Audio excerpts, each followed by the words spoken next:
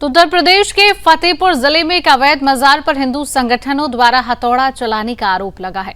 हाय तौबा ऐसी मची है जैसे ये हथौड़ा विपक्षी पार्टी के सीने पर चला है। कांग्रेस ने तो फतेहपुर कूच का ऐलान कर दिया है, तो दूसरी तरफ सपाइयों ने यूपी विधानसभा में इस मुद्दे पर जमकर हंगामा भी काटा। उनका बस चले तो इस मामले को राष्ट्रीय आपदा घोषित करवा दें, लेकिन ठीक इसी यूपी के ठीक अन्य एक हिस्से में एक दूसरी बड़ी वारदात भी हुई है, जो इससे कई ज्यादा गंभीर है। बहराइच जिले के रामगांव थाना क्षेत्र में एक हिंदू धर्मस्थल को बड़ी बेरहमी दिखाकर तोड़ डाला गया।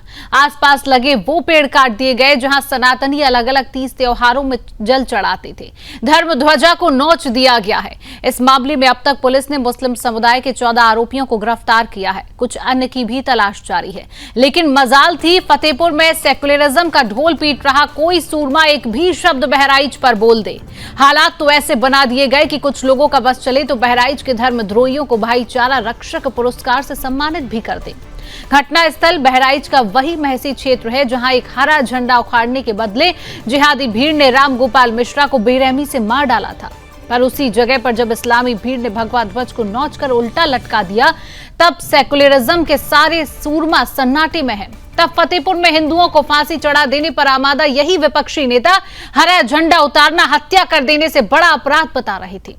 आज क्या वह ये बताने का कष्ट करेंगे क्या उसी जगह पर भगवा झंडा नोचने पर कौन सी सजा उचित रहेगी? दूसरे शब्दों में जो कुछ भी दोगलापन चल रहा है उसे धर्मनिरपेक्षता नहीं बल्कि शर्मनिरपेक्षता कहना ज्यादा उचित रहेगा।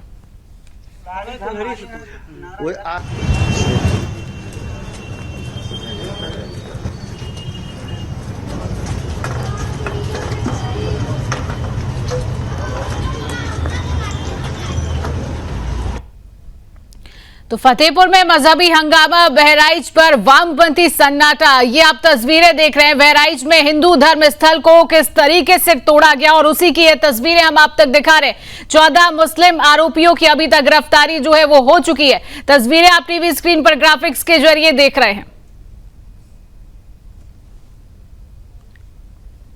एक घटना घटित हुई जिसमें कुछ अराजक तत्वों द्वारा जो 4 नीम के पेड़ थे उनको काट दिया गया। साथ ही एक यहाँ की स्थानीय देवी गावट माता स्थल है जिसको क्षतिग्रस्त किया गया है कुछ ना कुछ, और एक वहाँ हनुमान जी का एक झंडा था जिस पर उसको उल्टा कर दिया गया है, निकाल दिया गया था, जिस पर कड़ी से कड़ी कार्रवाई की जा रही है। पुलिस, हमारा जो पुलिस स्थानीय पुलिस है थाना रामगांव की, उन्होंने जो भी संभावित अराजक तत्व हैं उनको 7 लोगों को अरेस्ट कर लिया गया है और इसमें गहन छानबीन चल रही है और जल्द से जल्द कठोर कार्रवाई की जाएगी और आप लोगों के सामने आएगी। पढ़िया गांव के मौजे में है स्थान माता जी का, हनुमान जी का पटाखा रहा है, उका रात में डकैती की है तब 4 दिन है।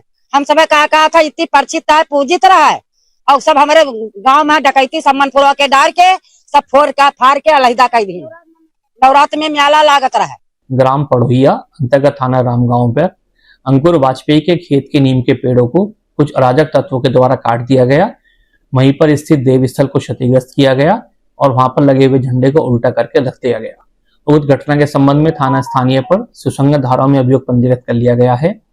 विवेचना के क्रम में 14 व्यक्तियों को सामाजिक सौहार्द बिगाड़ने एवं कानून व्यवस्था के दृष्टिगत माननीय न्यायालय के आदेश के क्रम में जिला कारागार में निरुद्ध कर दिया गया है। पुलिस द्वारा जन सहयोग से देव स्थल के चबूतरे की मरम्मत करा दी गई है।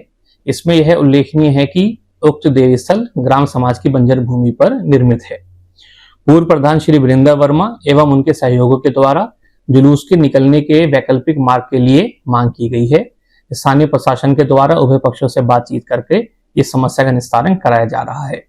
विवेचना के क्रम में वैज्ञानिक साक्ष्य संकलन की कार्यवाही प्रचलित है।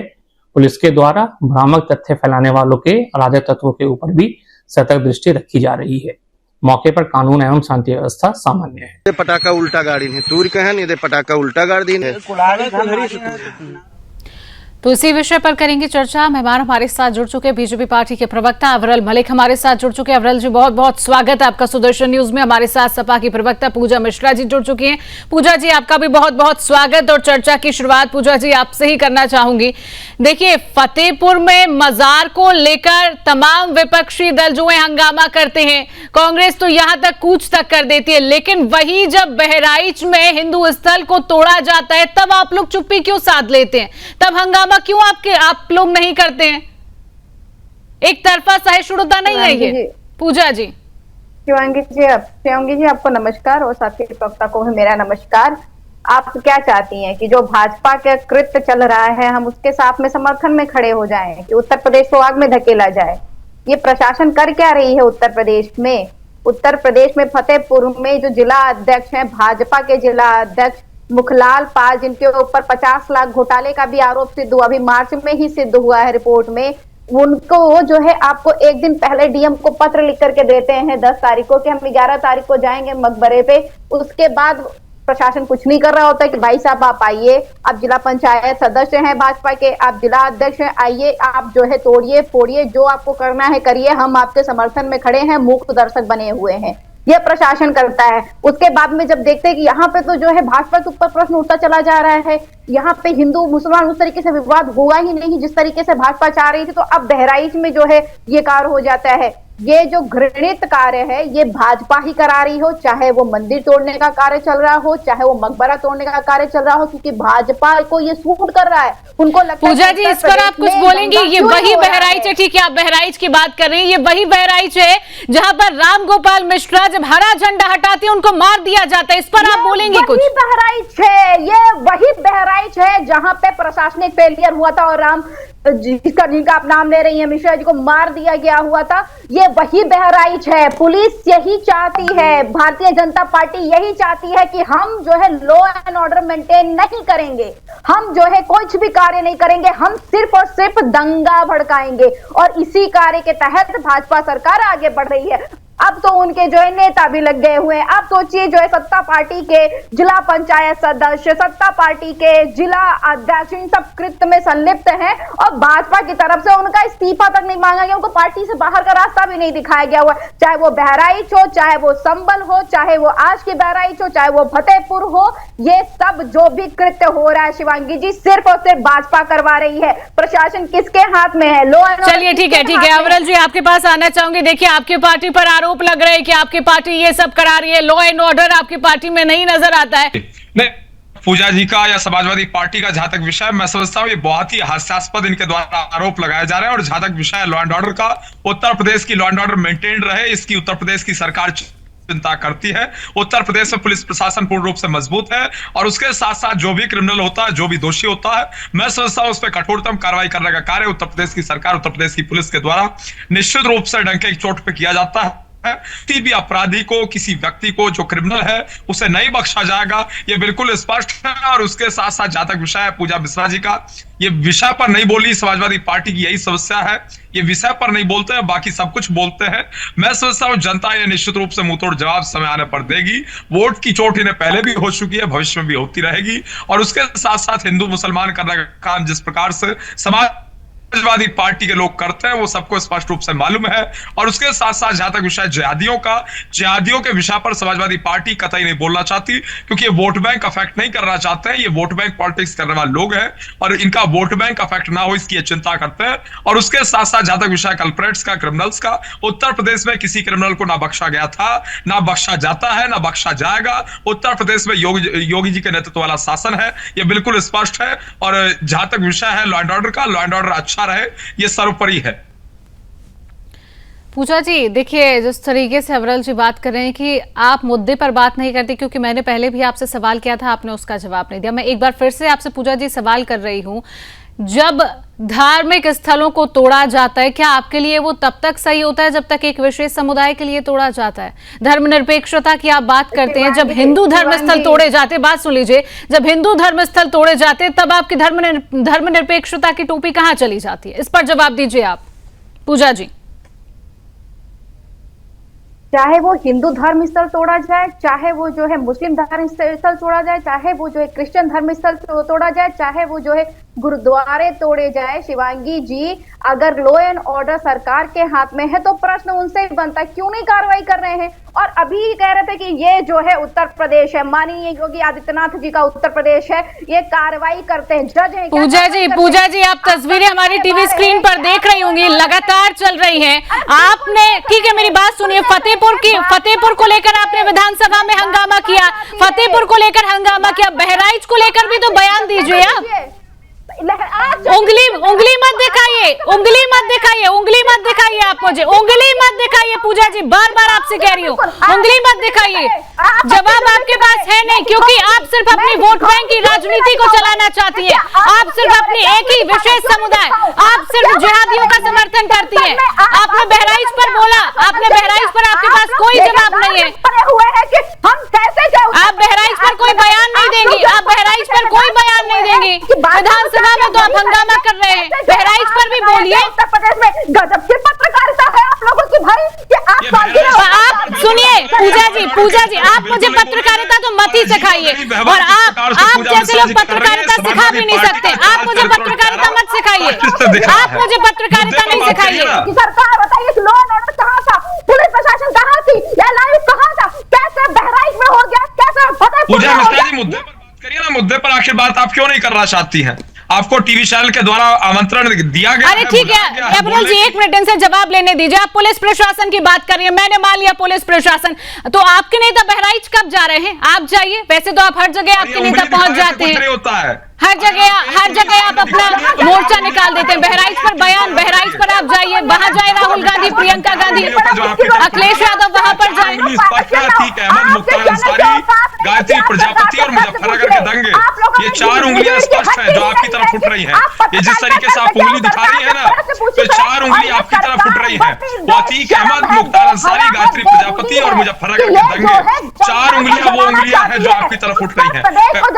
इनका जवाब दीजिए, उसके बाद उंगली दिखाइएगा। उंगली दिखाने की आपको आवश्यकता मैं समझता हूं नहीं है। और जिस प्रकार का बर्ताव आपके द्वारा किया जा रहा है, और ये समाजवादी पार्टी जिस प्रकार का बर्ताव टीवी चैनल में बैठ के कर रही है, मैं समझता हूं बहुत ही दुखद है, निंदनीय है। और जनता देख रही है, करोड़ों दर्शक सुदर्शन न्यूज टेलीविजन चैनल के माध्यम से देख रहे हैं। ये बहस करने के लिए, ये चीखने चिल्लाने के लिए आप यहाँ नहीं बुलाए जाते हैं, तथ्यों पर बात करने के लिए आपको बुलाया जाता है, आमंत्रित किया जाता है।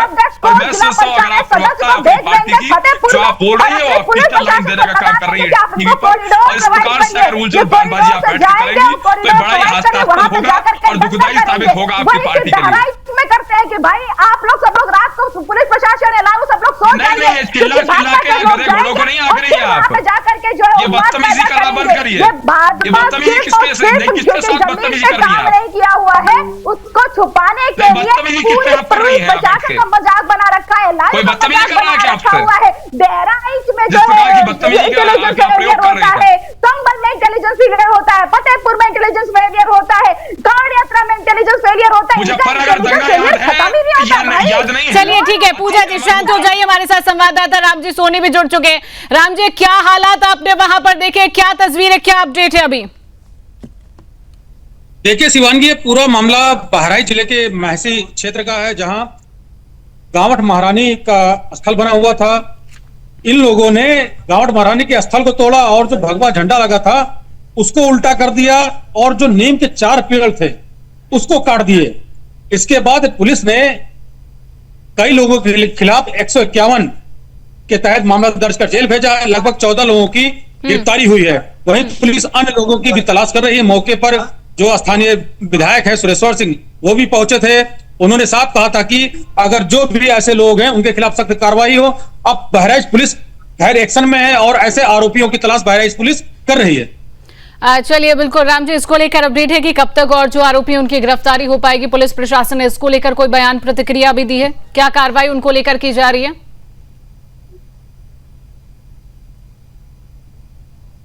राम जी, आवाज आप तक पहुंच रही है? जी बताएं।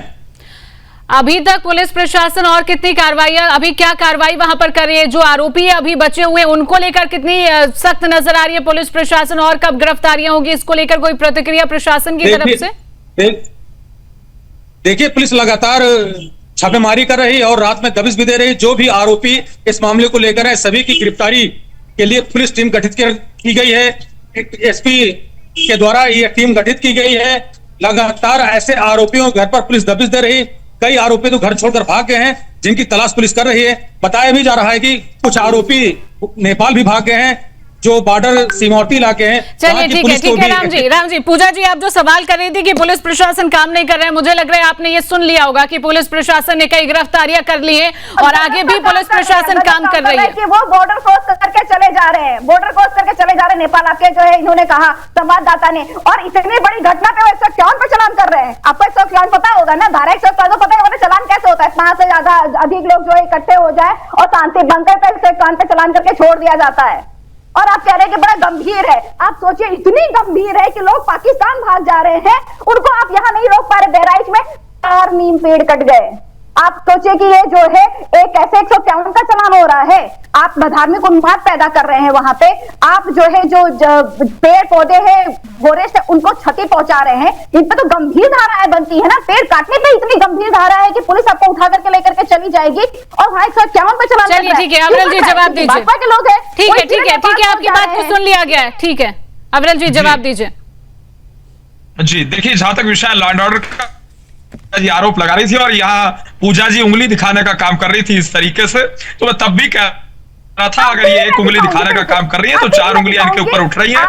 1 मिनट, ये उंगली मत दिखाइए। ये उंगली पूजा जी बार बार आपको कह रही हूँ सुदर्शन चैनल पर आप बैठिए, इस तरीके की उंगली नहीं दिखाओ। मैं अपनी टीम से भी कहती हूँ कि ऐसे प्रवक्ता को ना जोड़ा जाए, ऐसे प्रवक्ता को हमारी डिबेट में ना जोड़ा जाए। और आप ये भी याद रखिए कि आप एक पार्टी को प्रेजेंट करती हैं, आप एक पार्टी को प्रेजेंट करती हैं। नेशनल टेलीविजन चैनल बैठी है, सेटेलाइट टेलीविजन चैनल बैठी है, करोड़ों दर्शक आपको देख रहे हैं। इस बदतमीजी के साथ आप क्या बात कर रही है? आपको सेंस नहीं है बात करने की?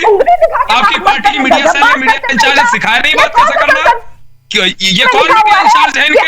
ये राष्ट्रीय अध्यक्ष अखिलेश यादव जी ने सिखाया नहीं है कि किस प्रकार से बातचीत करना है टीम में जाके? ये किस बदतमीजी के साथ पेश कर रही है? और उसके साथ साथ ये 4 उंगली दिखाने का जो काम कर रही है अपने आप को, वो स्पष्ट है। मुजफ्फरनगर दंगे इनके दौर में हुए, गायत्री प्रजापति को, मुख्तार अंसारी को इनके दौर में बढ़ावा मिला, अतीक अहमद को इनके दौर में बढ़ावा मिला। ये बिल्कुल स्पष्ट है। इस चीज को याद रखें, इस चीज को भूलना नहीं चाहिए। और उसके साथ साथ जहां तक विषय है हमारी सरकार का और हमारे सरकार के लॉ एंड ऑर्डर का, ये बिल्कुल स्पष्ट क्लियर कट है।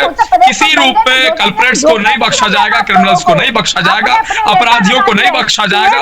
अपराधी मुक्त उत्तर प्रदेश का निर्माण हो, इसकी हम चिंता कल भी कर रहे थे, आज भी कर रहे हैं और भविष्य में भी करते रहेंगे। और पूजा जी के और इन प्रवक्ताओं के चीखने चिल्लाने से ठीक है पूजा जी, और अगर आपने जो आप उंगली सुदर्शन न्यूज पर बैठकर दिखा रही है, हमारे तमाम दर्शक आपको देख रहे हैं, यही उंगली आपने अपने वोट बैंक को दिखाई होती तो तस्वीर कुछ और होती। फिलहाल आप सभी का जुड़ने के लिए बहुत बहुत धन्यवाद।